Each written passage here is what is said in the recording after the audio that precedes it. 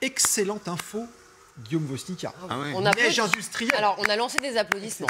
Merci. Voilà. Franchement, sympa. Et excellente info de Solène qui arrive. Oui. Parce que c'est devenu le quotidien de tous les télétravailleurs, évidemment. Alors, elles sont parfois interminables, c'est vrai, fatigantes aussi. On a du mal à se connecter, à trouver le lien. Passionnante, on vous laisse juger ce matin, si c'est bien ou pas. On parle évidemment de ces réunions en visio. Et oui, alors Solène, tu nous donnes des conseils pour rendre ça plus sympathique. Comment on dit, pour pimper ces réunions. Pour pimenter un peu le truc. Vous savez ce que c'est la Zoom fatigue? Le Zoom, déjà, vous connaissez, c'est le logiciel de visio. Non, c'est pas la Zumba.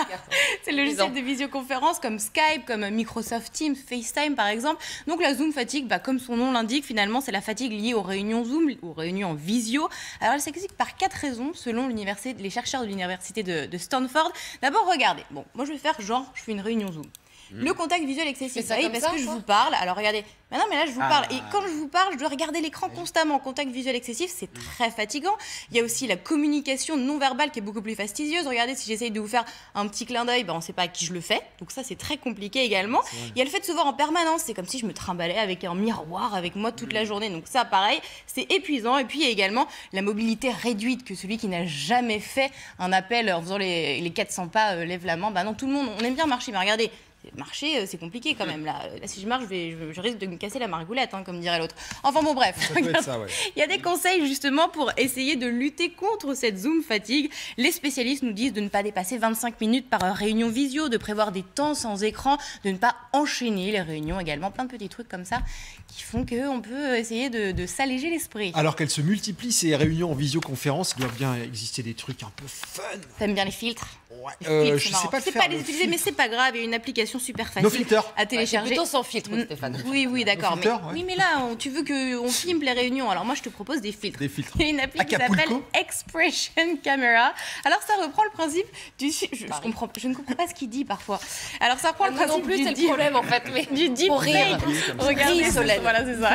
Le deepfake, c'est filtre sur le visage. Vous pouvez prendre l'apparence de n'importe qui, de personnalité très connue. La Joconde, par exemple, Elon Musk et plein d'autres. Alors c'est beaucoup plus sophistiqué. Regardez là aussi la Joconde. Beaucoup plus sophistiqué que les fonds virtuels qui pourtant déjà séduisent beaucoup. Plus de 7 utilisateurs de Zoom sur 10 les utilisent en visioconférence. Ce qu'on peut comprendre quand on sait que, regardez, plus de 4 télétravailleurs sur 10 participent aux réunions depuis leur lit. Oui, c'est pratique comme ça, pas besoin de se lever. Alors ce genre de fil quand même, faites attention parce que sur des réunions un peu sérieuses, ça peut parfois être compliqué. Il y a un avocat américain qui l'a appris à ses dépens en pleine audience avec le juge. Pas de bol. Don't know how to remove it. I've got my assistant here. She's trying to, but I'm prepared to go forward with it. I'm here live.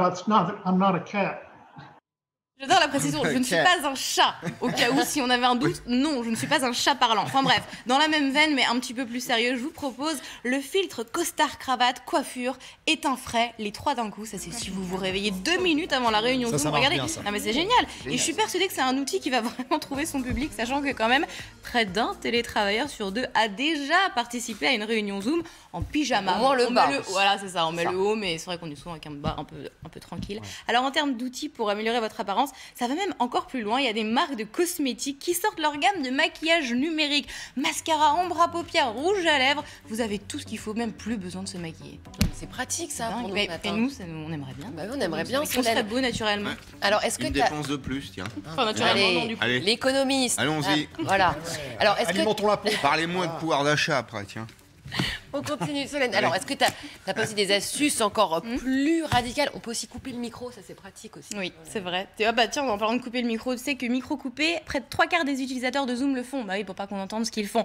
Bon, alors j'ai des petites astuces un peu radicales pour se désister, par exemple, de la réunion Zoom. Genre, oups, j'ai pas fait exprès, je suis plus là.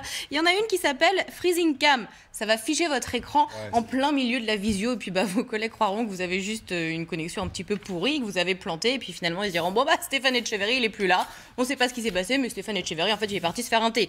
Bon, sinon, il y a une appli aussi, ça s'appelle Zoom Escaper. Je vous fais pas de dessin, littéralement, ça se traduit par échapper au Zoom. Ça va vous permettre carrément d'auto-saboter la réunion avec des petits bruitages. Le petit dernier qui pleure, par exemple, je dois aller donner le biberon, pardon, j'y vais. Ou alors les chiens qui aboient, je dois aller les faire taire, je m'en vais. Le bruit aussi des travaux à côté. Et là, ça risque même d'être vos collègues qui vont vous supplier au grand Dieu d'arrêter la réunion parce qu'ils n'en peuvent plus de ces bruits derrière vous. Ces coquins qui essayent d'écourter les débats, bien sûr, sur Il y a toujours des solutions. Alors, évidemment, c'est un gros thème avec le télétravail maintenant. Il y a des petites combines pour que ça soit plus sympa, mais enfin, ça manque un peu le lien quand même. Ça nous donne envie de nous retrouver, La surtout en réunion. semaine prochaine, je vous propose d'en faire une vraie, parce que là, un petit peu testé comme ça, c'est pas facile. Non, mais c'est pas mal déjà. Voilà. C'est pas mal. On sent qu'il y a du potentiel, Solène. Ça Si pourrait la marcher. flemme de venir. Ça pourrait marcher et bien marcher un jour, effectivement.